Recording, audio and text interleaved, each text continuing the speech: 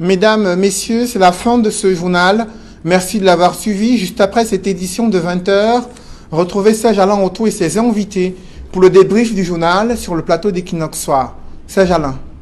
Décès Manu Dibango, le président Biya et ses pairs africains saluent l'artiste. Il salue la mémoire d'un saxophoniste de génie, talent exceptionnel, au parcours inégalé dans le monde musical.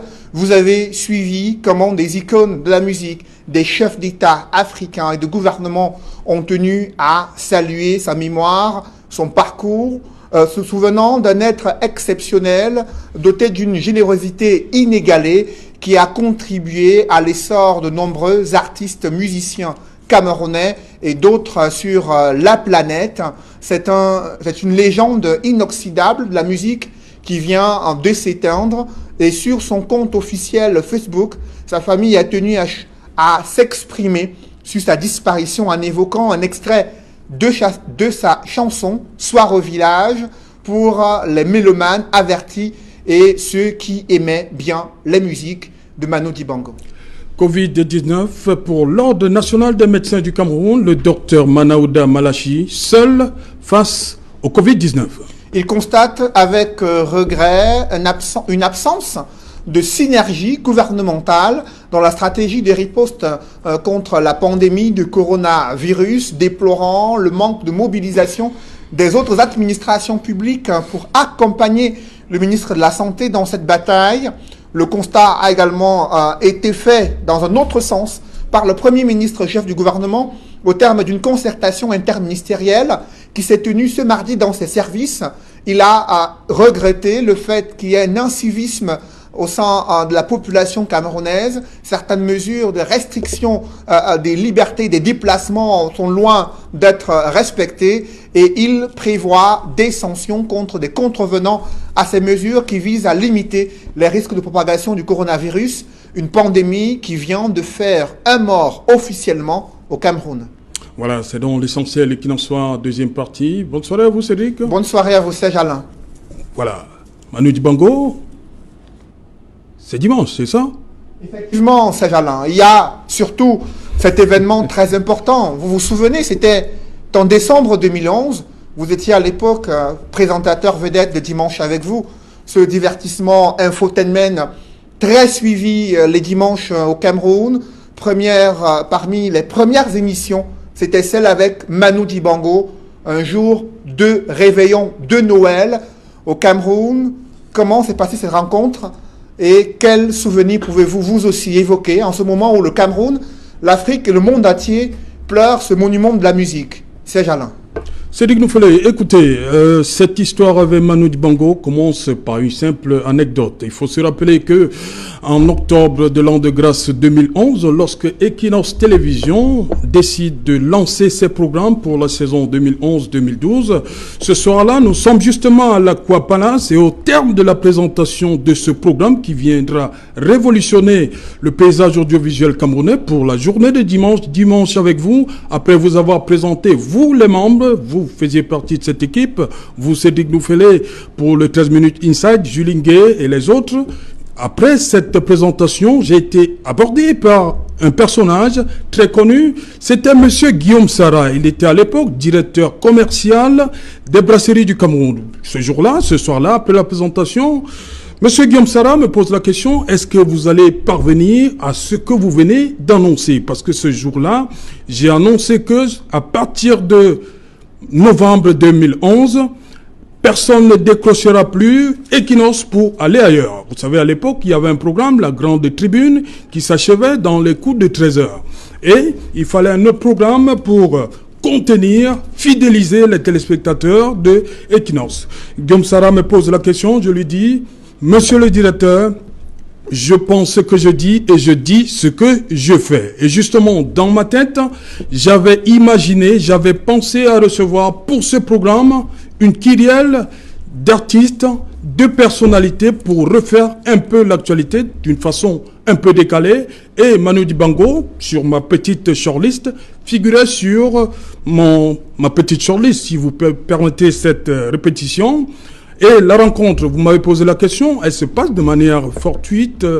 J'ai le plaisir de faire la connaissance. Je crois qu'elle me regarde en ce moment. Je vais également lui rendre hommage. C'est la fille d'un ami à Manu Dibango. Elle s'appelle Émilie Epoupa du côté de Bonabé Combo. C'est elle qui a permis de cette rencontre fortuite avec Manu Dibango qui m'a pris au téléphone par l'entremise de son chauffeur et nous avons calé le rendez-vous pour cette édition de Dimanche avec vous qui avait été enregistrée en décembre 2011 et diffusée le 1er janvier de l'an de grâce 2012. C'est pour vous faire dire que Manu Dibango, c'était pas, comme on le dit de manière triviale, un monsieur compliqué. Il a accepté de venir à Dimanche avec vous pour faire ce programme que les millions de téléspectateurs d'Equinox vont revoir 8 ans après, dimanche à partir de 14h. Un rendez-vous déjà pris, Serge Alain Autou. Dimanche avec vous, qui plonge les Camerounais dans les souvenirs de Manu Dibango, émission réalisée, vous l'avez dit, en 2011, avec la grande équipe qui a mis cette émission en orbite dans le paysage audiovisuel camerounais.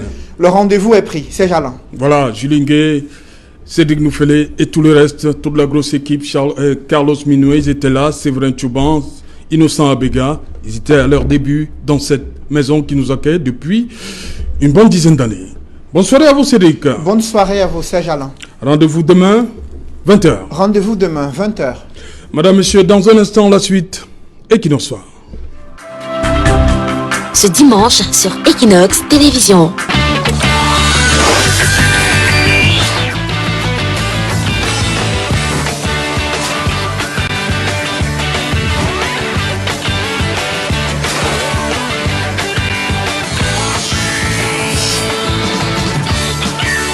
Madame, Monsieur, bienvenue une fois de plus sur le plateau d'Equinox Télévision avec votre divertissement du dimanche, Dimanche avec vous. Madame, Monsieur, je vous demande d'accueillir sur vous en ce jour mémorable du 1er janvier de l'an de grâce 2012, Emmanuel Njoké Dibango. Vous ne vous retrouvez pas? Manu Dibango. Manu Dibango. Ouh là là, mon gars.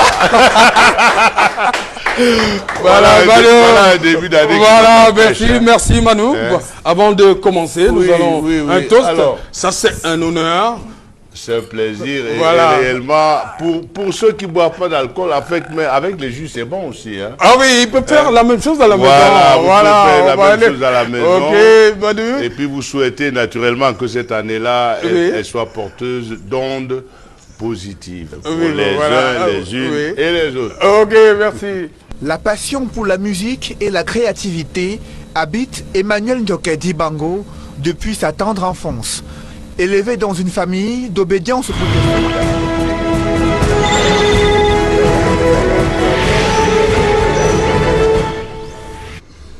Retour sur le plateau Equinox Soir, deuxième partie réservée au débrief du journal. Madame, Monsieur, nous sommes toujours en compagnie du docteur Herero Ndiegwe, du docteur Serge Tchamgwe et du docteur Sanjon Jean-Paul. On va commencer, je commence par vous, docteur Herero. Bien sûr, on parle de Manu Dibango. On s'en est allé. Quel souvenir vous gardez de ce monument, comme on le dit souvent, de la musique africaine, hein, même mondiale?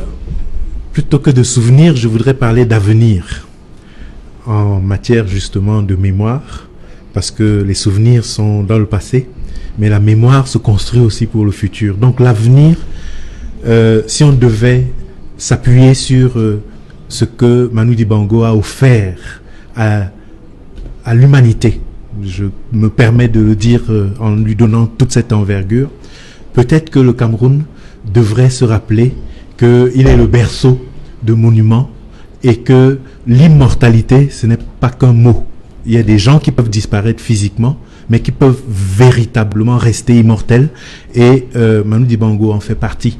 Et peut-être que le Cameroun, en prenant la mesure de cette grandeur, de cette dimension de Manu Dibango, et en donnant à la culture et à la musique la valeur que ça aurait mérité d'avoir en permanence et de manière durable, peut-être que le Cameroun serait bien inspiré de créer peut-être un conservatoire national représenté dans chaque région qui porterait tout simplement le nom de Manu Dibango. Et je suis sûr que si le Cameroun se donnait cette ambition-là, mais les ressources humaines, les compétences, les ressources financières, les talents ne manqueraient pas pour faire fonctionner, faire vivre la mémoire de Manu Dibango à travers la permanence éternelle du talent musical et de tous les arts qui sont autour de ça.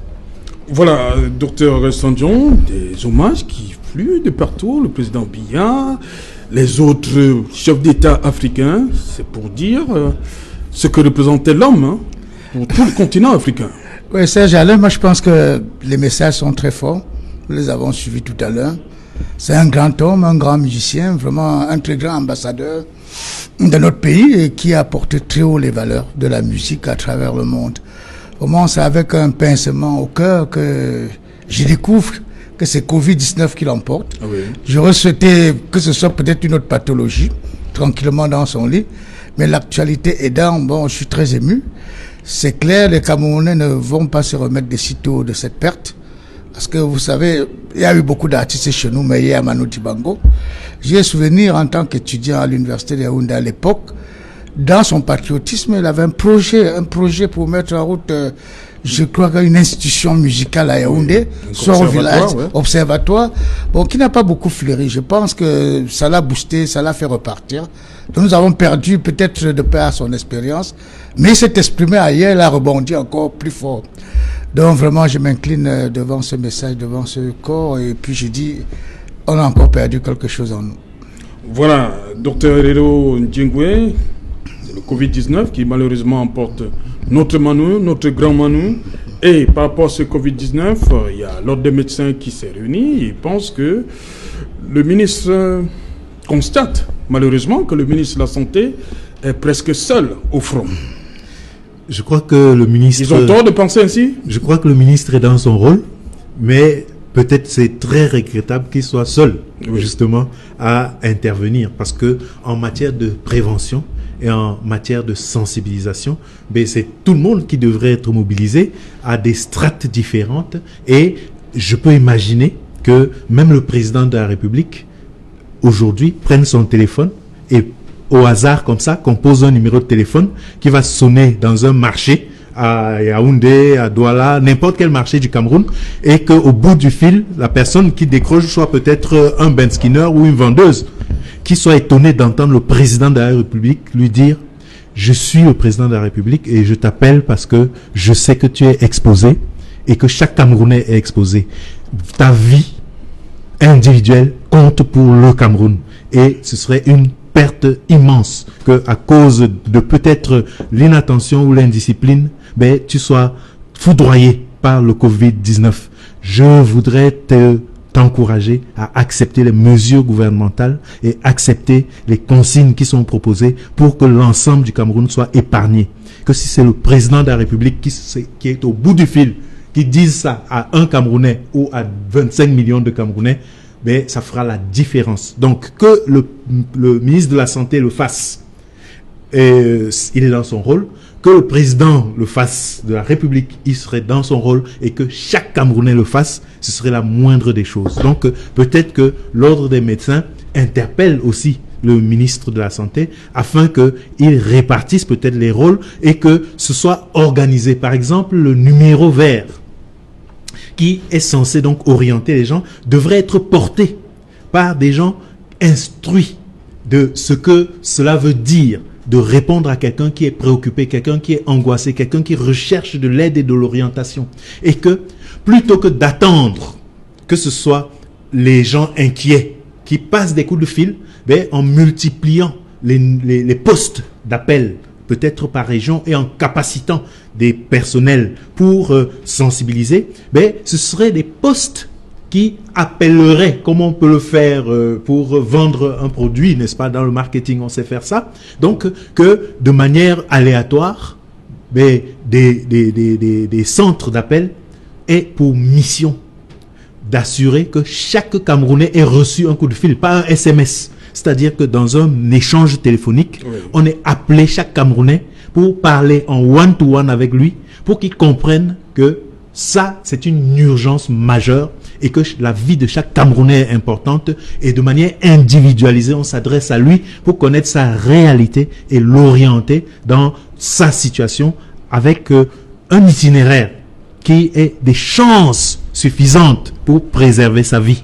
à ce moment-là, il est probable que la communication autour, n'est-ce pas, de ce danger qui est réel, aura un impact. Parce que le Camerounais, et il n'est peut-être pas seul pour ça, il est relativement délinquant, j'allais même dire très délinquant. Donc, il ne suffit pas qu'une injonction, aussi péremptoire soit-elle, qu'elle vienne d'une autorité aussi importante soit-elle, tant que ça vient sous la forme d'injonction, d'interdit, le Camerounais, il sait que son pain quotidien ne vient pas de la personne qui l'appelle. Donc, il est responsable de sa vie et il va désobéir, non pas parce qu'il ne respecte pas cette autorité, mais il va désobéir parce qu'il a besoin d'assumer personnellement sa propre sécurité. Docteur Sandion, l'Ordre national des médecins pense également qu'il y a ce manque de cohésion gouvernementale par rapport à cette lutte contre la propagation du Covid-19. Écoutez, disons que l'Ordre médecin fait aussi un peu son boulot, mais je crois qu'ils n'ont même pas tout dit. Parce que quand on interpelle le ministre, tout au moins les autres départements ministériels, je pense que c'est un message fort qui laisse traduire la gravité de la pandémie. Le ministère de la Santé seul ne peut pas facilement faire face à la maîtrise, à la propension de cette pandémie. Mais qu'à cela ne tienne, l'autre va même plus loin. Parce que nous avons bien déroulé les phases, les 13 points développés. Mais nous avons une réalité en face, c'est-à-dire qu'il y a un échappement fort. Ça veut dire quoi? Ça veut dire qu'il faut qu'on reconstruise la riposte. Oui. Il faut reconstruire la riposte. Moi, j'étais très ému face à la réaction peut-être des pays voisins, le Sénégal et la Côte d'Ivoire. Oui, oui. Vous avez vu, la Côte d'Ivoire a déclenché les moyens forts à partir de 19. C'est tellement que le Sénégal a déclenché à partir de 19, pas mort, 19 cas diagnostiqués. Oui. Il ne faut pas se tromper. Les épidémiologistes, on connaît le coronavirus. On connaît son mode de développement. On connaît sa virulence. On connaît sa percutance. Qu'est-ce qu'il faut faire? Il faut mettre des moyens pour pouvoir vraiment l'attaquer de tous les angles.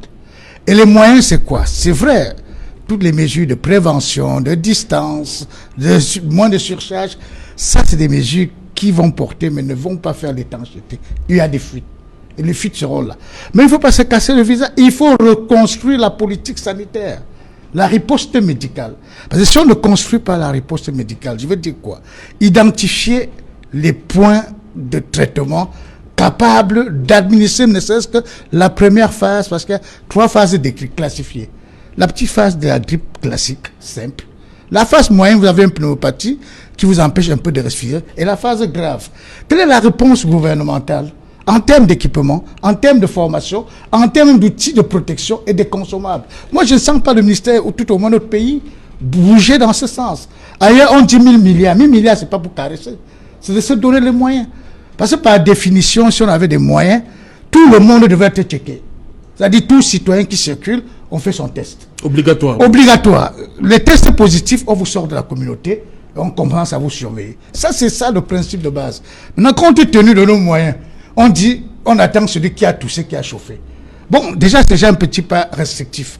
Si on s'attend à celui qui a toussé, qui a chauffé, faites le test. Parce que si vous ne le faites pas, vous dites, allez rester chez vous confiné. Il a une femme, il a des enfants, il a un chauffeur, il a une bonne. La chaîne se perdure. Et nous allons que vers la gravité. Donc il faut se faire violence. Donc pour vous, le confinement n'est pas la solution. C'est pas ça la seule solution. Il faut tester tout le monde. Il faut tester tout le monde. Si on pouvait, je vous dis, tout le monde sur le territoire, on teste, comme les Coréens ont fait. Vous êtes positif, on vous sort de la communauté. Là, à ce moment donné, c'est vous qui êtes confiné dans un endroit, enfin, un campement médical bien édifié. On vous sort et puis on bloque le développement du coronavirus. Comment ça veut dire ne me saluez pas? Ça, c'est j'appelle ça quoi? Des mesures, peut-être dissuasives, mais non efficaces. Parce que vous allez voir que chez nous, quand on vous dit vous régulez le marché, qu'est-ce que ça veut dire réguler un marché? Dites-moi, un marché à 500 personnes, 600 personnes, vous allez faire entrer un par un, lave la main, 2 ou 10 par 10. Donnez-moi la preuve de l'efficacité de ça. Ben, vous avez dit réguler le marché et peut-être ne pas se saluer ou même mettre le masque. Quand vous voyez même la qualité de masque sur la rue, ouais, ça va dans tous les sens. Ce n'est même pas des masques normalisés. Donc, on se retrouve encore face à des difficultés et je peux vous dire qu'un malade est susceptible de contaminer 10 personnes. faites seulement les facteurs multiplicatifs. Vous allez vous rendre compte que dans une ville comme Douala, peut-être à 3 millions d'habitants, je n'en sais rien, si nous prenons seulement un pool de 50 000 habitants, capable de distiller ce coronavirus, je vous jure que les efforts entrepris dans la prévention ne suffiront pas. Mais si nous diagnostiquons tous ceux qui sont susceptibles déjà d'être malades, et l'on les sort, et on les contrôle, je pense que la courbe chute. Okay. Enfin, ça, c'est mon point de vue de clinicien. Okay. Et là, ça va désengorger les hôpitaux. Parce que le tout tombe dans les hôpitaux qui seront largement dépassés. Voilà. Docteur Herero Ndiengwe, il y a la mesure 3 parmi les 13 du gouvernement, fermeture des établissements publics et privés, la maternelle au supérieur. Et on a vu dans le reportage là, Bafoussam, c'est-à-dire que depuis la semaine dernière, les enfants sont censés rester à la maison. On a vu le maire se plaindre. On en rencontre des enfants dans la rue. Au lieu de rester à la maison, ils se retrouvent dans la rue. Mais ça prouve, et le docteur Sanjon l'a très bien démontré, le caractère inapproprié, inopérant, contre-productif de certaines de ces mesures. Donc c'est fondamentalement, j'allais dire, irrationnel. Pourquoi ? Parce que chaque fois qu'on est porté à prendre des décisions sur la base de la peur, c'est-à-dire une émotion, ben, ça brouille notre capacité à discerner les choses de manière adaptée. Oui. Et donc, ce qui vient et qui semble fort est accepté alors qu'on n'a pas la preuve, n'est-ce pas, de l'efficacité et de l'utilité de cette décision. C'est dire que finalement, de manière collective, nous sommes tous embarqués, n'est-ce pas, dans une vague émotionnelle qui est contre-productive. Donc même les décisions qui sont prises sont émotionnelles, elles ne sont pas rationnelles. Et c'est pour cette raison que les chances sont élevées qu'elles ne produisent pas des résultats efficaces. Donc on peut déplorer ça. Et on peut aussi constater que le grand public, face à cette décision qui ne semble pas très convaincante, mais épouse l'émotion, mais l'émotion contraire. C'est-à-dire une forme de désobéissance, la colère, etc. Mais voilà, c'est une conspiration, ils font ça pour nous tuer, etc., etc. Ils adoptent, eux aussi, des attitudes qui sont irrationnelles. Donc finalement, on est tous embarqués dans l'irrationnel. Et parmi eux, il y en aura qui vont prendre les choses vraiment au sérieux. Et ils vont dire, on est vraiment en danger. Et au niveau mental, il y a des personnes qui fonctionnent sous le prisme permanent de l'inquiétude. C'est des personnes anxieuses, des gens qui ont peur. Et chaque fois qu'on aura décrit les signes cliniques, par exemple, dans une communication, ils vont aller sur Internet chercher, et chaque fois qu'ils vont constater une chose, ils vont vérifier si elles-mêmes, elles n'ont pas ça. Donc, c'est des gens qui sont convaincus d'être exposés et auront toujours une raison d'être inquiets. Ça s'appelle la nosophobie, et des personnes qui vont aller maintenant de consultation en consultation parce qu'elles sont convaincues d'être malades. Peut-être qu'elles s'exposent davantage. C'est des hypochondriaques qui sont convaincus qu'il y a quelque chose de grave qui se passe en elles en ce moment et vont aller consulter. C'est peut-être en allant justement là où beaucoup de malades affluent qu'elles vont finir par attraper le virus, alors que la seule chose qui les aurait poussés hors de leur domicile pour aller consulter aura été l'émotion, c'est-à-dire cette peur, cette angoisse, cette crise panique. Donc, l'ensemble des décisions qui sont prises à la fois par les gouvernants et aussi malheureusement par le grand public semblent être vraiment gouvernées uniquement par l'émotion qui par définition est essentiellement irrationnelle. Donc on a besoin, comme le disait le docteur Sanjon, de mettre en place des mesures qui sont fortes, qui sont rigoureuses et qui sont contraignantes, de telle sorte que personne n'ait la possibilité de choisir une option de convenance. Et pour revenir à l'école, si les enfants avaient été, comme à l'université, mis hors de l'espace universitaire ou des campus, avec la possibilité de continuer d'apprendre, c'est-à-dire d'avoir une discipline quotidienne et individualisée, en déployant, comme aujourd'hui, chacun a un smartphone, un système de cours à distance, sans qu'on ait besoin d'être rassemblés, soit dans un salon, soit dans une salle, peut-être que là, il y aurait un petit bénéfice de la fermeture des campus. Mais pour l'instant, cette fermeture ne semble pas apporter la moindre réponse utile utile par rapport à la lutte qui doit être engagée face au Covid-19. Autre mesure, après cette réunion interministérielle d'aujourd'hui, Dr Sandion, on a constaté, le Premier ministre et les autres membres du gouvernement ont constaté que le Covid est là. 66 cas, 51 pour la ville de Yaoundé, 12 pour Douala et 3 pour Bafoussam. Quelle analyse? Qu'est-ce qu'on doit? Les autres villes disent que bon, il n'y a encore rien chez nous, on peut faire ce qu'on veut. Non, mais ça me fait toujours sourire. Quand je dis ça, c'est encore des signes de gravité. Oui. Prenez un peu la courbe, ne serait-ce que dans le temps, de l'ascension des nombres diagnostiqués positifs. Et quand vous regardez comment même ces diagnostiqués positifs se trouvent où géographiquement, c'est fait à Yaoundé. Yaoundé. Le Cameroun a 10 régions. Alors, si on rentrait un peu dans toutes les régions, mettait un bon labo qui tournait, je suis convaincu que même les 66 dont on parle, ce ne sera pas ces chiffres. Et ça nous interpelle d'autant plus vrai que cette maladie a ceci de terrible parce qu'il y a des porteurs asymptomatiques qui ne font aucun signe et qui sont déjà suffisamment vecteurs de distribution de ce virus. Donc, ce qui fait que c'est à nous, quand ces signes déjà se présentent, la réponse, nous sommes arrivés tard, la réponse doit être 4 fois plus forte. Parce que nous sommes sûrs que les chiffres ne sont pas justes.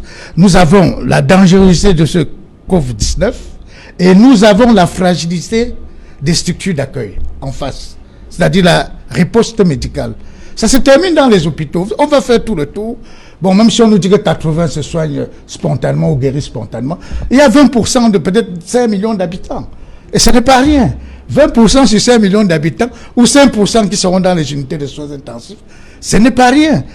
Faites un peu les calculettes. Si vous faites, je veux dire, une région, la région du littoral, s'il y avait 100 000 personnes susceptibles de passer dans les soins intensifs, vous faites quoi?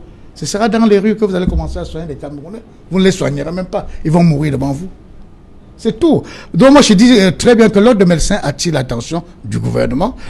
Déjà, soudez-vous au niveau du gouvernement, donnez-vous tous les moyens, et il faut qu'on cherche les moyens.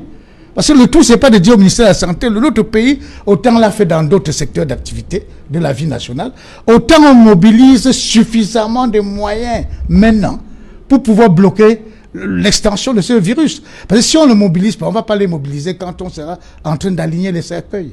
Ce sera très tard. Donc moi, je pense que je ne suis pas alarmiste. Je dis, je suis un thérapeute, je suis un clinicien. Je vous dis, le feu est là. Il faut déjà commencer à se donner les moyens de l'éteindre. Si nous attendons d'être brûlés dans le milieu du feu, je ne pense pas qu'on aurait la force. Et ça ne passe pas seulement par les moyens. La formation. Je vous ai parlé du personnel médical, paramédical. Je vous ai parlé même de la protection du personnel soignant. Le docteur le résume très bien. Si je ne me sens pas protégé, moi je ne soigne pas. Pourquoi voulez-vous que moi j'expose ma vie pour une autre personne? Ça c'est quand même trivial. Il y a quand même le réflexe d'autoprotection. Si le soignant a l'impression qu'il est 4 fois, puisque les hôpitaux seront transformés en nid de foisonnement de coronavirus. Mais qu'est-ce que les gars font? La réponse c'est où? Et puis, j'aime bien le dire, le corona n'est pas la seule affection humaine. Est-ce qu'on va arrêter tous les hôpitaux à un moment donné pour ne soigner que le coronavirus? C'est pour ça qu'il faut même le dédier peut-être à des hôpitaux maintenant spécialisés à grande échelle. Oui.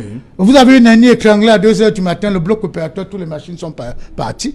Et puis même le cycle de désinfection des hôpitaux, vous vous êtes donné les moyens, puisque c'est à l'intérieur que ça va encore se propager 4 fois plus. Okay. Donc moi je pense que oui, c'est bien beau la phase préventive, mais il faut affronter la réalité pratique de tous les jours. Ok. Merci Dr Herrero. Votre mot de la fin? Nous sommes arrivés au terme de l'édition. Mais je crois tout simplement qu'il ne faut pas attendre d'être mort pour se préoccuper du type d'enterrement, n'est-ce pas, dont on va peut-être bénéficier, et que chacun devrait se donner les moyens de rester en bonne santé. Et quand une menace comme celle-ci qui est avérée se présente, on ne devrait pas attendre non plus des instructions autoritaires, n'est-ce pas? Mais on s'organise pour être soi-même responsable de sa sécurité. Si en plus de ça, on a une aide qui vient de la manière dont le système est organisé, c'est tant mieux. Mais chacun est responsable de son comportement, chacun est responsable de sa santé, et c'est peut-être à ce niveau qu'il faudrait interpeller chacun de nos concitoyens. Docteur Sandiron? Je dirais que j'ai été très ému quand j'ai vu l'équipe médicale cubaine débarquer en Italie pour soigner les Italiens. Sans masque, sans rien. Du bon, ça c'est une bonne chose. Mais pour ce qui concerne mon pays, moi je dis toujours, nous avons en face... Expliquez-nous un peu, voilà, vous évoquez, expliquez-nous un peu cette image. Dites-nous, expliquez-nous. Mais écoutez, moi je pense que les Italiens... Sans masque, mais ça m'applaudit tout le monde. Je vous dis que les valeurs ont été renversées. Je n'irai pas plus loin. Non, je voulais qu'on reste au niveau de l'absence de masque. Hein. Pas l'autre côté. Ça veut dire qu'ils sont immunisés. Voilà, ok, c'est parce que je voulais comprendre cette image. Merci à vous, docteur Sandion, d'être venu. Voilà, merci, docteur Herrero. Tiengwe. Merci également au docteur Serge Tiengwe qui était avec nous via Skype. Merci à toute la grosse équipe conduite par Séverin Tchouban. On vous donne rendez-vous demain lorsqu'il sera 19h. Bonsoir, le centre intégré de prise en charge de la drépanocytose. Bonsoir comme ça, tous les drépanocytaires de ce côté-là. Ils sont au niveau de l'hôpital Lacantini de Douala. On était avec un de vos encadreurs, le docteur Herrero Tiengwe. Bonsoir à vous.